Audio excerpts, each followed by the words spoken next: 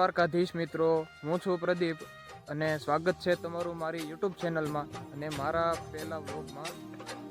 મારા ઘરની બાજુમાં આવેલા દ્વારકાધીશના મંદિર અને હનુમાન દાદાના મંદિરે જઈને આશીર્વાદ લઈને મેં આજથી વ્લોગ બનાવવાનું ચાલુ કર્યું છે. મારી આ યુટ્યુબ ચેનલમાં તમને ડુંગરામાં ભેહું સારવા ગયા હોય, ખેતરમાં કામ કરતા હોય, બળદ હાંકતા હોય, ટ્રેક્ટર હાંકતા હોય એવા વિડીયો તમને મારી યુટ્યુબ ચેનલમાં જોવા મળશે.